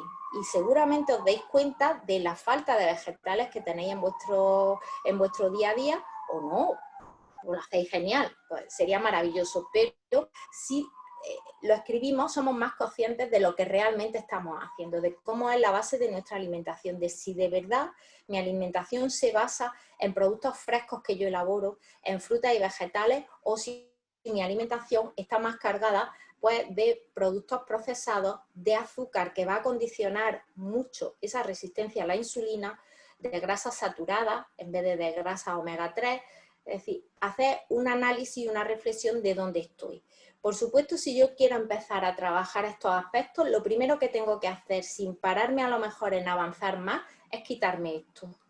Si yo me quito esto, ya estoy mejorando mucho, ya he avanzado mucho. Probad una semana, a ver cómo os sentís. Los primeros días cuesta un poquillo porque generamos una dependencia y unos hábitos, pero después seguramente te encuentres mucho mejor. ¿Qué tienes que perder? Bueno, pues a lo mejor unos días que te apetece comer, si eres adicto a los refrescos, tomarte un refresco, pero cuando dejas de tomarlo y tu cuerpo empieza a mejorar, al final te engancha y al final te haces adicto al agua. O sea que esto es un proceso también de aprender y de hacer esos cambios. No queráis hacerlos todos de golpe, pero sí empezar a hacer ese tipo de cambios en vuestra alimentación. Y me voy a meter en un jardín ahora, porque bueno, este es el tema, como digo yo, el tema más de controversia, que es el gluten y los lácteos. ¿Qué hacemos? ¿Quitamos los lácteos? ¿No quitamos los lácteos? Bueno, los lácteos, más allá de la intolerancia a la lactosa, que prácticamente casi todo el mundo con el que hablas tiene intolerancia a la lactosa, pues más allá de esa intolerancia a la lactosa, los lácteos son ricos en caseína, es decir, son la proteína característica de la leche. Y en cuanto a las grasas, los lácteos son ricos en ese ácido araquidónico del que hemos hablado antes, sobre todo los quesos, cuanto más curados, mayor porcentaje de grasa van a tener. Entonces, estas caseínas producen inflamación. Por lo tanto, yo de partida, en una patología inflamatoria, recomiendo no tomarlo. ¿Se puede vivir sin lácteos? Por supuesto que sí, se puede vivir perfectamente. ¿Y el calcio? ¿Qué pasa con el calcio? No voy a tener calcio. El calcio está en otra serie de alimentos que están ahí, en muchas semillas, en las legumbres, en muchos vegetales, en el pescado. Es decir, no tengo que depender, en frutos secos, no tengo que depender del consumo de lácteos para el aporte de calcio. Eso por un lado. Por otro lado, si la leche me está inflamando, pues voy a intentar reducir, si no del todo, voy a hacer una revisión, como he dicho antes, de cuántos lácteos tomo al día. Me tomo un vaso por la mañana, otro a media mañana, un yogur de postre, un taquito de queso, es decir, al final del día, ¿cuánto lácteo he tomado? ¿Puedo reducir el consumo de lácteos? Si no es del todo, pero sí reducir ese consumo, porque al final estas caseínas me están inflamando, sobre todo, como he dicho, en artritis y en esclerosis. Si existe disbiosis, esto ya es el tema del gluten, si existe disbiosis habría que eliminar el gluten hasta restablecer el equilibrio intestinal. Es decir, si existe una permeabilidad intestinal y tengo a nivel digestivo, estoy muy inflamado a nivel de sistema digestivo y tengo una alteración de mi microbiota, de primera yo eliminaría el gluten hasta, bueno, ver esa mejoría, ese restablecimiento del equilibrio y volver a introducirlo. Porque el gluten también genera mucha controversia, es que si no eres celíaco, ¿por qué te quitas el gluten? Pues sin existir celiaquía, existen otras patologías como la sensibilidad al gluten no celíaca, que también se relaciona con enfermedades autoinmunes y reumatológicas como la fibromialgia y la artritis. Y se ha visto que en personas con estas patologías, cuando dejan el gluten, mejora mucho su sintomatología. Por lo tanto, bueno, ¿qué perdemos? Pues vamos a probar. Si mejoramos y se me reducen los dolores y tengo menos inflamación, pues bueno, he ganado en calidad de vida. Puedo optar a comer otro tipo de cereales que no tienen gluten y no es tan grave. Y además es una cosa que puede ser temporal, no es como la celiaquía que es para siempre, sino que bueno, voy a reducir o voy a mejorar mi sistema digestivo y cuando mejore seguramente podré introducirlo no a lo bonzo, es decir, no me voy a tirar otra vez a comer los bocadillos como si no hubiera mañana, pero sí poco a poco ir introduciendo esa cantidad de gluten, ¿vale? Me pregunta, estoy viendo ahí en el chat, dice, ¿te puedes volver celíaca si dejas de tomar gluten durante un tiempo? No. La celiaquía es genética, es decir, la celiaquía tiene un componente genético. Si tú no tienes los genes de la celiaquía, jamás vas a ser celíaco, por mucho que dejes de tomar el gluten. Y entonces, bueno, primero tienes que tener ese componente genético y luego desarrollar o no la enfermedad. Pero el que tomes o no tomes gluten no implica que tú desarrolles la enfermedad. Al final es una patología también autoinmune y es que tu cuerpo reacciona frente a esas proteínas que forman parte del gluten. Y me voy a terminar por hablar de la espondilitis y la relación con los almidones. La espondilitis anquilosante se aconseja o existe una dieta que se llama dieta Londres o dieta libre de almidones. ¿Por qué se hace esta dieta? Bueno, esta dieta se hace porque se ha visto que la espondilitis está relacionada con una bacteria que es la Klebsiella pneumoniae, que está presente en los enfermos de espondilitis. En un porcentaje altísimo de pacientes con espondilitis tienen Klebsiella y además en cantidades altas. Este tipo de dieta, ¿qué hace? Pues este tipo de dieta hace controlar esta bacteria, controla que los niveles de esta bacteria no sean muy altos, porque es una relación directa entre la presencia de la bacteria y la espondilitis. A favor y en contra de este tipo de dieta hay comentarios para todo tipo, podéis leer de todo. Hay estudios que dicen que va muy bien, hay otros comentarios que dicen que esto no sirve para nada, pero bueno, yo digo, ¿qué pierdes? ¿Qué pierdes por probar?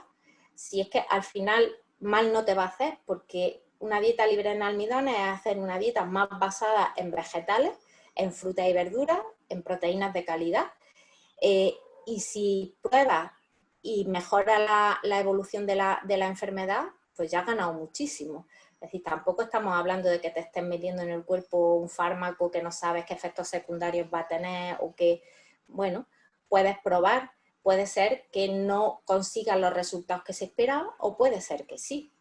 Entonces, yo, la evolución de la espondilitis con este tipo de dieta, pues bueno, pues yo los casos que he tenido, en concreto ahora Fátima que nos dará su testimonio de cómo le ha ido a ella, pues la evolución es buena. Entonces es verdad que es sacrificado, que tienes que hacer muchos cambios y es verdad que la evolución de Fátima ha sido muy buena porque ella también ha sido muy buen paciente, pero bueno, pues está ahí como un tratamiento alternativo a la espondilitis, que quiero que lo tengáis en cuenta, pues, bueno, los que tengáis espondilitis. Y luego otro factor que tenemos, que no me acuerdo que le había puesto esto ya, las solanáceas. Bueno, ¿qué son las solanáceas? Pues las solanáceas son el tomate, la patata, la berenjena y el pimiento, que básicamente, bueno, y el tabaco, que básicamente no los consumimos en nuestra alimentación, o sea, forman parte prácticamente, y además ahora en la temporada de verano, sobre todo el tomate, la berenjena y el pimiento están en todas las casas porque consumimos mucho aquí el gazpacho, el pisto, es decir, que son alimentos que forman parte de nuestra gastronomía. Y estas plantas o estas verduras son ricas en solanina, que es un alcaloide tóxico, y este alcaloide pues produce o afecta a procesos también de inflamación.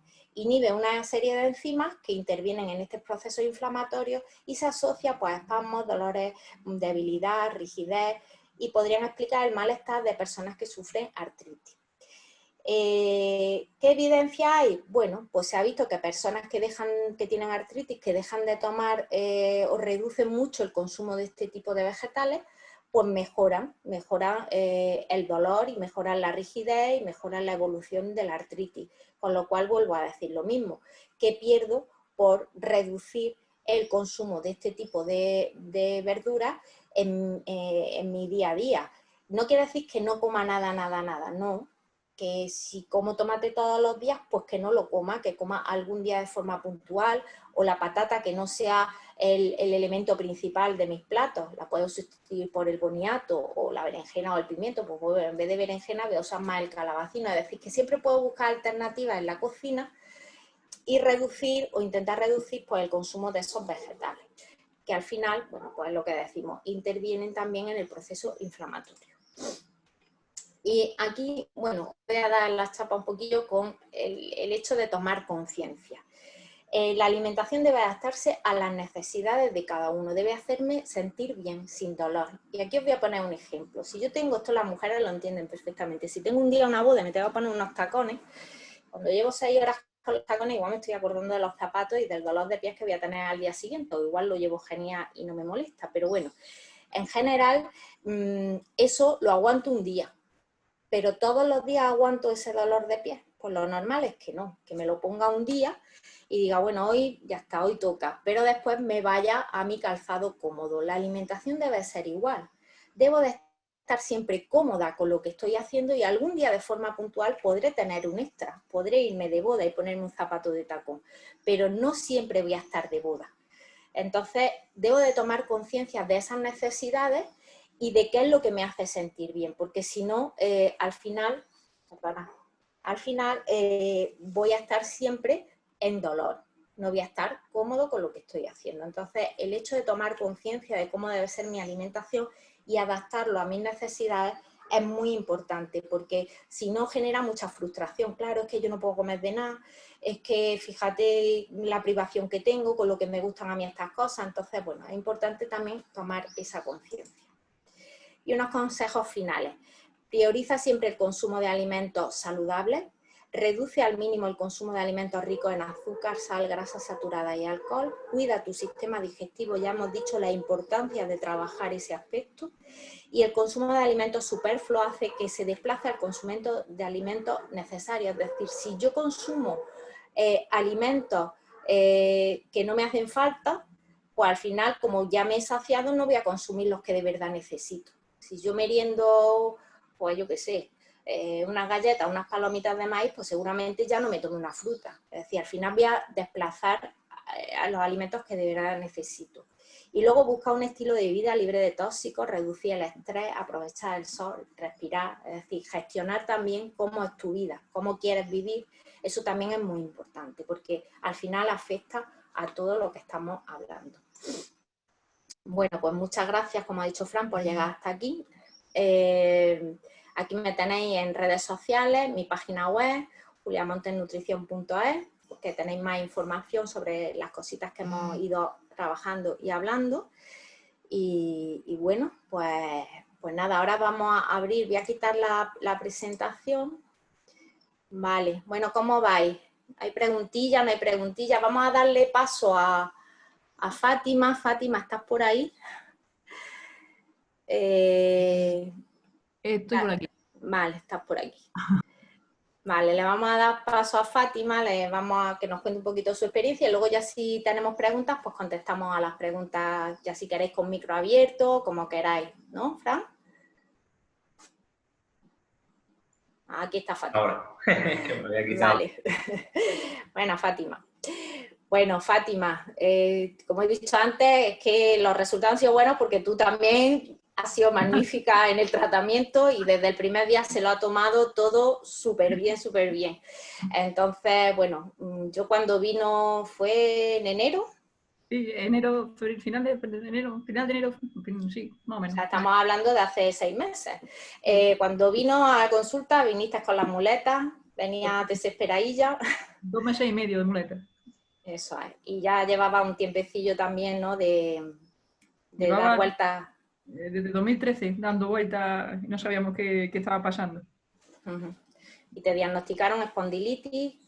Efectivamente, me diagnosticaron una espondilitis anquilosante y no sabíamos, mi problema principal eran los tendones de Aquiles, tenía unas inflamaciones grandísimas a base de fisio, gracias a Dios hay gente como Frank, ¿no?, que se dedica a estas cosas, ¿no? Y bueno, mientras que encuentras a alguien que te diga finalmente lo que es, pues bueno, pues gracias a ellos pues por lo menos va sobreviviendo, ¿no? Aunque sea arrastrándote, pero por lo menos te dan esa energía y te ponen bien. Y nada, hasta que, bueno, finalmente, pues después de un proceso largo de médicos y todo esto, bueno, pues hemos dado con un traumatólogo, dio por fin con que esto era una espondilitis anquilosante, directamente me lo sacó. Él se puso muy contento porque ya teníamos diagnóstico, con lo cual me puso muy contenta a mí, y entonces dijimos, ah, qué bien, esto es muy grave, pero no tiene problema, ¿no? Pero ya sabemos lo que es, por lo menos, bueno, eso está bien. Efectivamente, y ya está, y ahí pues nada, ha seguido dando muchísima lata, dolores de espalda. Yo creo que he cogido de las patologías que explicaba Fran, de los otros temillas, creo que también me llevo alguna, ¿no? Los de las manos, los de esto, el no dormir, no sé cuántos, eran muchísimas cosas, la verdad. Y nada, bueno, y me plantearon, estaba tan mal, ahí está por aquí también Coral, que está por aquí, me dijo, sí, genial, tengo otra enfermedad reumática y me está yendo muy bien con Julia, tal. Yo estas cosas pues como que las veía como muy de lejos, ¿no? Porque no estaba acostumbrado, ¿no? Y decía, bueno, sí, nada. Y directamente pues Coral me dijo, ¿qué llamas? Julia tiene una cita con ella. Entonces ya... Se la pidió directamente. Ya no tenía escapatoria, entonces claro, tenía el compromiso con Coral y el compromiso con Julia, que se lo ha currado muchísimo. No, te la has currado tú mucho más que yo. Es un apoyo constante, ¿no? Y claro, cuando Bea dice, bueno, bueno, ya, ¿qué voy a perder, no? Lo que decíais los dos, ¿no? Es que aquí tienes que ir a por todas, ¿no? Y no darte por vencido nunca, porque el dolor es tremendo, tienes estos días dolor, tienes que llevar una vida, entonces tienes que tirar para adelante como sea. Y entonces, pues si encima son tratamientos no invasivos, porque lo único que estás haciendo es comer bien, yo decía, bueno, en el peor de los casos, solo me adelgazaré. Entonces... Cosa que ha pasado. Cosa que ha pasado. Me he quitado 10 kilos de encima sin intentar adelgazar. O sea que, y nada, y ha sido todo, pues bueno, pues a base de su dieta de al minuto por el tema de la espondilitis. ¿Cómo me encuentro? Pues muchísimo mejor. Yo la verdad que es que, claro, cuando la empecé directamente, es verdad que ha sido muy drástica. Yo salí de su consulta y crucé enfrente a tomarme la leche de coco, no sabía ni lo que era, y la compré, yo ya tengo que saber mañana a esta cosa tan rara. Pues y a partir de ahí, pues bueno, es cuestión de disciplina y decir, es que estoy mejorando y esa mejoría es la que te va haciendo que sigas, ¿no? Porque... Hombre, a mí cuando me escribes los WhatsApp y me dices que salió con la bicicleta, que he jugado, digo, madre mía, qué bien, digo, eso es buena señal. Otra vez a jugar, claro, a mi partidillo, mi bicicleta, pues salía a correr y claro, y un día de eso, pues merece la pena todo el esfuerzo, aunque fuera solo uno. Gracias a Dios, pues no es uno, son muchos más, ¿no? Después de muchos años. Sí. Hombre, estás haciendo una dieta dura porque te hemos mezclado histamina, almidones, es decir, bueno, la verdad es que es una campeona porque... ¿Qué comes? Es una campeona, pero comes. Lo que pasa es que no lo que quieres, claro. Pero bueno, al final merece la pena porque estamos hablando que al tercer mes ya habías notado muchos cambios. Y bueno, a ver, no todos los casos son iguales, no quiero generar ni muchas expectativas que no sean reales, pero sí es verdad que Coral, que está por ahí también, ella también tenía un problema en las manos y también ha mejorado mucho haciendo cambios en la alimentación. Es decir, la alimentación tiene mucho que ver y trabajar eso, aunque cueste y demás, bueno, pero gana en calidad de vida. tienes que poner en la balanza qué es lo que te importa más y intentas trabajar ese aspecto y bueno, a mí me da mucha satisfacción, mucha alegría por vosotros cuando me escribís y decís, estoy mucho mejor, digo, ¡ay, qué bien! Porque siempre tienes ese pellizquillo, ¿no? La preocupación, bueno, ¿cómo irá esta persona? ¿Habrá evolucionado mejor o no? Y luego cada caso es diferente y bueno, pero sí es verdad que eso, pues, es una alegría que estés también, además como eres tan positiva, pues eso también ayuda mucho. Pero supongo que eso influye también, ¿no? Y ya está, y tomarse las cosas con humor y sobre todo decir, bueno, pues, coge a la Spondi, como yo le llamo, y dice, y tira para adelante, que esto es lo que hay, ¿no? Entonces, claro. no vas a ganar, tú no vas a ganar y ya está, y si ganas, pues habrá que afrontarlo también. Pero ya está, hay que ir de la mano y ya está. Hombre, no te puedes ver con 40 años y decir, ya no tengo vida. Obviamente que con 42 es cuando empecé con todo el problema gordo, ¿no? Entonces, pues te coges eso con los niños chicos, trabajando con tal, y esas cosas que no sabes lo que están pasando y que nadie da con lo que es y pues no sé, sobre todo que es muy invalidante porque es que no podían andar, ¿no? Entonces, claro, cuando vas que ya va progresando entre tratamientos los médicos, pues te asustan más porque tampoco te quieres someter a cosas de estas, ¿no? Pero claro, pero con una alimentación que tampoco podía... Sí, que hay que ver las pizzas y ver las cosas, y yo pues que era de esas cosas, ¿no? Y todo, qué bien. Yo me acuerdo los primeros días, sobre todo, que decía, bueno, y cuando salga a tomarme una cerveza, ¿qué me pido yo? Efectivamente, mi agüita con gas que me decía, ¿no? Tu agüita con gas, que te va a aficionar a ella. Es que tampoco decíamos, bueno, me niego a perder mi vidilla esta de salir y tomarte tus cosillas, ya está. Pues mira, nunca falta en un barecillo un tomatillo aliñado, que al final es lo que dice, bueno, usted, a mí un tomatillo aliñado. Y ahí pues nunca metes la pata y va seguro a por todo, ¿no? Entonces se puede compaginar todo, te cuesta lo que te cuesta. Pero al final encuentras de todo, encuentras sustitutos a otras cosas, a sabores, al otro, el maíz, pues no puedo comer maíz, pues no, pues me parece a remolacha, ¿no? Pues más o menos lo vas cambiando. Pero el caso es que al final, pues bueno, te adaptas y tampoco te dan tanta envidia ya a los demás. Sobre todo si estás bien, no te da envidia. Dices, mira, lo gusto que estoy, fenomenal. Bueno, pues vamos a hacer un repasillo de si hay preguntas, que si tenéis alguna... A ver, Fran, ¿tú has visto por ahí? Te han dejado esta última, lo de si eliminamos Esta última, sí, porque la del gluten la hemos contestado. Dice, si eliminamos la leche de origen animal, alternativa a origen vegetal, pero hay otra alternativa. Bueno, sí es verdad que somos de desayuno de café con leche y tostada. Y es que esos cereales, que eso que nos lo cambia. Bueno, pero claro, hay muchas alternativas. Claro. Lo veía imposible, o sea, lo veía imposible. Sí, pero se puede. Entonces, hay muchísimas alternativas. Podemos optar o bien por bebidas vegetales, que es una opción, si nos gusta el tema leche, café con leche, cacao puro con bebida vegetal. También puedes optar por tomar fruta, una macedonia de frutas, no tiene que ser zumo, puede ser un tazón de fruta o una fruta y no tomar bebida. Puede ser una infusión, si te gusta algo calentito, pues también puedes tomar una infusión y luego los cereales no son imprescindibles, puedo tomar también algo de proteína, tipo pues, huevos revueltos, puedo tomar algún embutido, quiero decir entre comillas, porque yo soy partidaria, además le doy la receta a mis pacientes de que se hagan ellos su propio fiambre, su propio embutido en casa. Es decir, que puedo tirar de muchas cosas que no tiene por qué ser el desayuno convencional. Lo que pasa que es verdad que si tenemos costumbre de desayunar en la calle, la cosa se complica un poquito, porque en la calle las alternativas o me voy a infusión o de bebidas vegetales tienen soja sin lactosa, que no es bebida vegetal, o sea que al final estoy muy limitado. Y por supuesto a la hora de comer la opción es tostada o algo de bollería o de repostería así de bizcocho o cosas de este tipo. Es decir, que tampoco tengo muchas opciones más. Algunos establecimientos ya están haciendo cositas pues con aguacate, con tortillas, es decir, bueno, están haciendo algunas cosillas un poquillo más elaboradas, pero lo habitual aquí es la tostada y ya está. Entonces, bueno, dice, yo como todos los días tomate, ¿debería reducir el consumo? A ver, Emilio, es que en tu caso estamos trabajando no tanto los dolores articulares como el problema el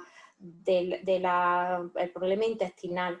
Entonces, lo que he dicho del tomate es sobre todo enfocado a la artrosis, porque las solanáceas se ha visto que tienen un efecto sobre la artrosis. También está relacionado con la histamina, pero si no te ha salido positivo en el test, en principio no se quita, salvo que veamos que está dando problemas, pero en principio no.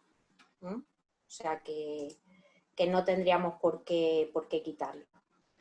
No sé si tenéis más preguntas. Nos habíais hecho preguntas por correo, ¿no? Que Fran, no sé si tú la habías contestado. No sé si se habrá quedado claro con la propia exposición. Sí, Vale. Vale, aquí también me pregunta, ¿qué opináis de la leche de soja? ¿Qué alimentos tienen almidones? Bueno, la leche de soja, yo siempre que recomiendo bebidas vegetales, recomiendo todas menos la de soja, de partida, no me entusiasma. La soja casi toda es transgénica, no aporta mucho. Entonces, bueno, si es un día que no encuentras otra opción, pues vale, pero si la puedes comprar tú y elegir, hay bebidas vegetales mucho más interesantes y busca siempre que sean bebidas vegetales que no sean ricas en azúcares y ni lleven muchos almidones, porque la mayoría llevan mucho almidón. Es difícil encontrar una bebida vegetal que no lleve almidón. ¿Y qué son los almidones? Pues los almidones están presentes en todos los cereales o todos los derivados de cereales. La patata también tiene almidón. Entonces, pues ahí lo tenemos en trigo, avena, cebada, centeno, en maíz, en arroz. Todo lo que son cereales y sus derivados tienen almidones. La maicena es un almidón de maíz.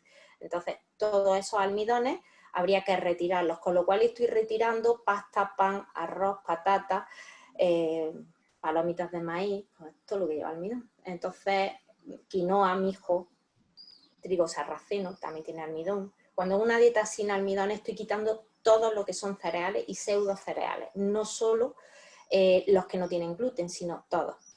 Entonces es una dieta un poquito más complicada porque me tengo que hacer un pan que no lleve harina.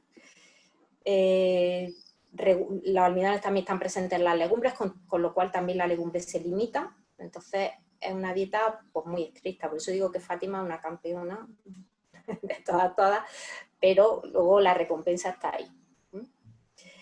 Bueno, pues no sé si tenéis algo más.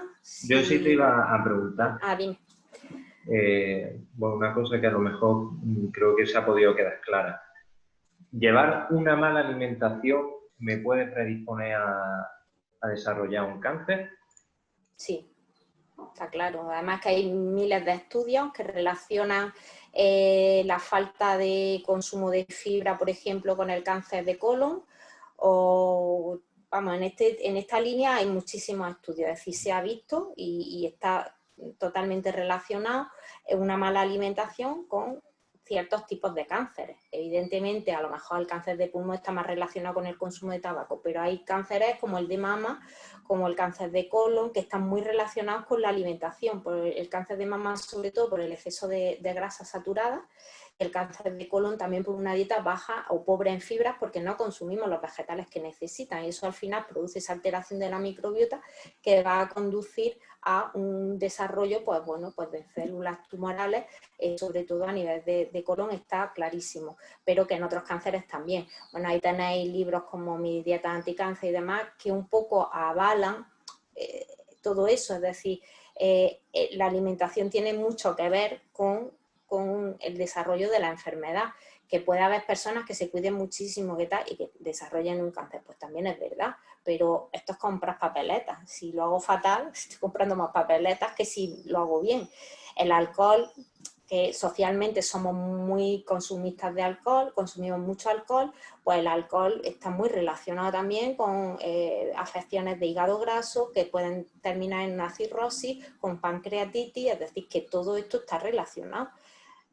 Pues bueno, pues tú tienes que ver, como he dicho antes, cómo quieres adaptar tu alimentación a tu ritmo de vida, a cómo tú te sientes y si te quieres sentir bien o no. A veces que no somos conscientes de lo mal que estamos, porque son pequeñas molestias del día a día que asociamos como que es normal estar estreñido, como que es normal que me duele la cabeza, como que es normal que tenga la barriga hinchada, como que es normal que esté cansada, pero es que eso no es normal. Es decir, lo normal no es eso pues algún día puede pasarte, pero que eso sea lo habitual en tu día a día no es normal, pero como son pequeñas dolencias no le damos la importancia que tiene y no lo trabajamos. Cuando trabajamos eso y mejoramos todas esas pequeñas cositas y voy al baño bien y no estoy tan cansado y duermo mejor y todo esto, digo, es que esto se vive mucho mejor, pero claro, eso a cambio tengo que hacer un cambio de estilo de vida muy importante. Por ahí habéis preguntado Es verdad que tomar fructosa no sirve de nada porque se produce lipogénesis en el hígado, mejora la oxidación de la glucosa. Energía, por ejemplo, a la hora de hacer deporte. A ver, la fructosa, pues no sirve. ¿Por qué? Porque la fructosa se utilizó mucho, sobre todo empezó a utilizarse mucho para diabéticos porque la fructosa no necesita de la insulina para su absorción, para meterla dentro de la célula. Entonces tenías como una fuente de azúcar que no dependía de la insulina. Entonces se fomentó mucho el tema de la fructosa en dulces para diabéticos y demás.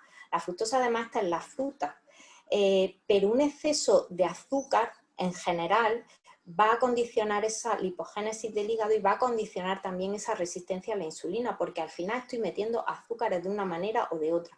Azúcares en forma de fructosa, en forma de glucosa o en forma de almidones, porque el almidón al final acaba transformándose en la digestión en azúcar.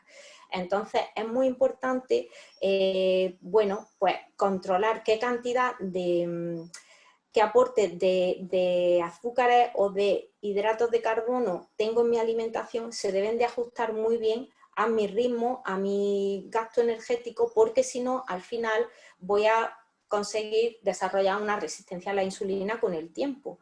Entonces es muy importante trabajar eso. Y en la obesidad se ve en casi todo, y mujeres a partir de la menopausia, que la resistencia a la insulina está presente prácticamente en un porcentaje muy alto. Si hay obesidad, en menopausia, mujer, eso, resistencia a la insulina condicionada también. No sé si te he contestado. Dice, ¿mejora la oxidación de la glucosa? Es que compiten. Entonces, en intolerancia a la fructosa, por ejemplo, se absorbe, si la tomas junto con glucosa, no hay problemas, porque compite con la glucosa en los mismos transportadores y no hay problemas, pero a nivel de la oxidación no le veo yo diferencia.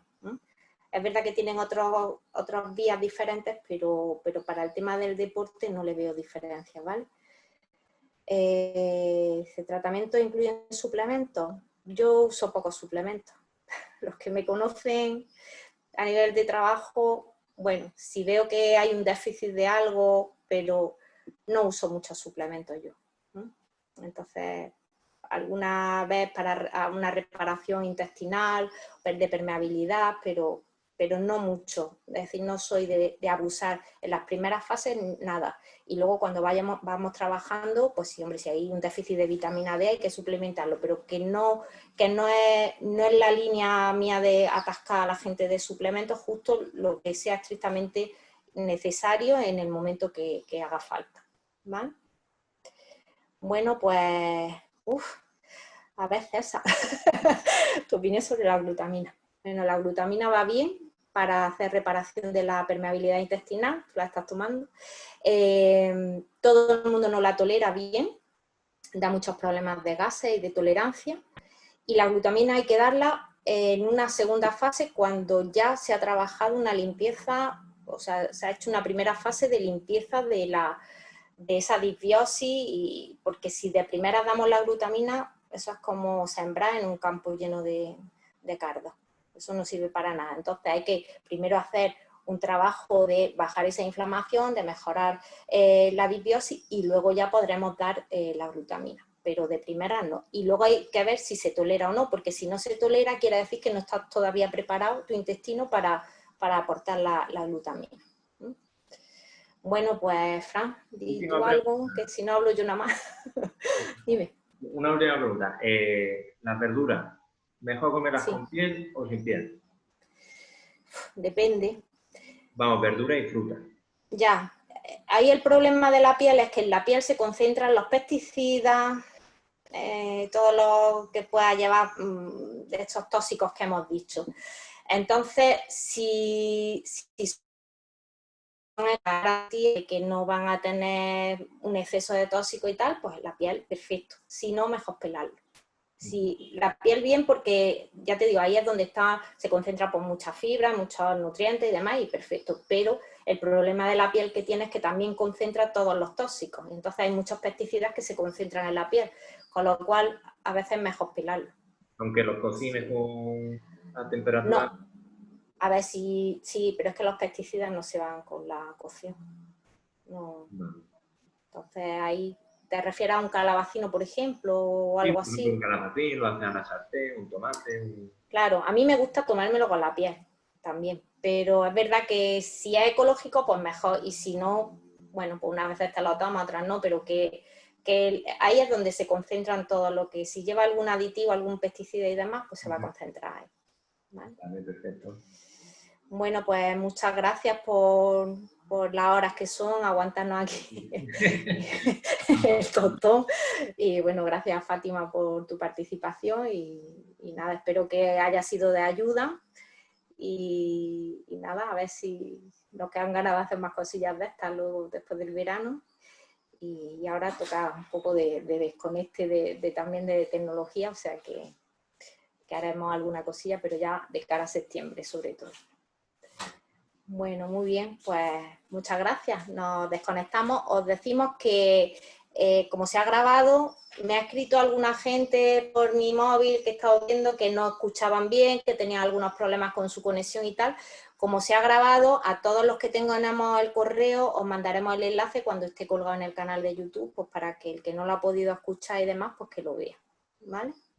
Si tenéis dudas, pues tenéis nuestros contactos, nos podéis escribir siempre. Muy Bueno, bien. Fran, pues un placer haber compartido contigo esto. Sí, igualmente. Y muchas gracias a todos los que habéis estado presentes durante la charla. Muy bien. Pues nada, desconectamos, Muy bien. ¿vale? Un Venga, abrazo hasta muy fuerte. luego. Hasta luego.